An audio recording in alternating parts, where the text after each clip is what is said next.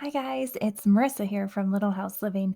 Today I wanted to talk to you about one of my favorite things to grow in the garden, which is rhubarb. And I'm going to share some of our family's favorite rhubarb recipes that you can make. But first, I wanted to start off a little bit by talking about picking rhubarb and saving some for later. So we love growing rhubarb in our garden. It's one of the few things that grows really well here up in the north, and there's very little that I have to do to maintain it every year. So I grow a pretty large rhubarb patch.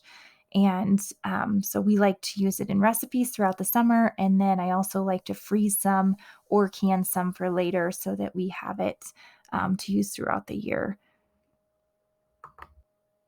One of the things that I like to do with the rhubarb is to freeze or can it for later. I'll usually freeze it if I know that I'm going to use it within the next couple weeks or the next couple months.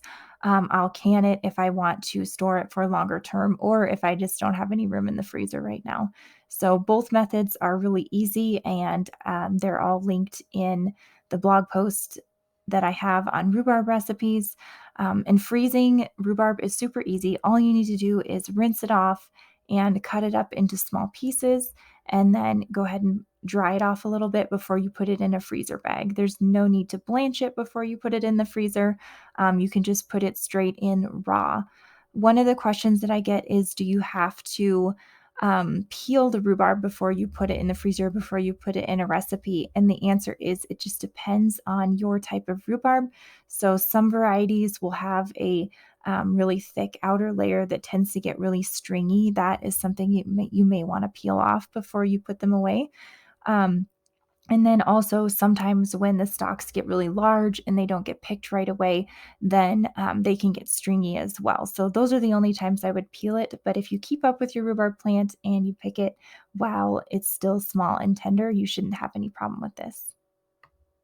Okay, we're going to dive into some recipes just really quick, just so I can highlight a few of our favorites. So, this is a rhubarb bar, and it's actually a recipe that my mom came up with, but it's something that we've loved for a really long time. It's super easy, it can be gluten free. These are always a favorite in our house every year. So I wanted to mention this recipe too, just because it's so versatile. So this recipe is for a strawberry rhubarb butter. And if you haven't made one before, a butter is just a cooked down version of a jelly without adding any pectin to it. So instead of adding the pectin to thicken it up, all you're doing is cooking it down till it gets thick.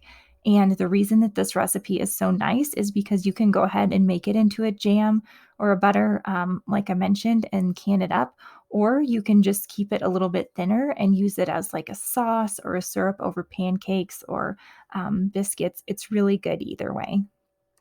So, finally, it wouldn't be a roundup of rhubarb recipes without mentioning my family's very favorite, which is this buttermilk rhubarb cake. It's super good, and the thing that makes it really good is the sauce that you put on the top. So, this is a recipe that we have to make every year. I actually make this as my first rhubarb recipe in the spring. It's kind of our kickoff to rhubarb season. So, I will get that recipe for you too, and I hope you enjoy all these recipes and these rhubarb tips.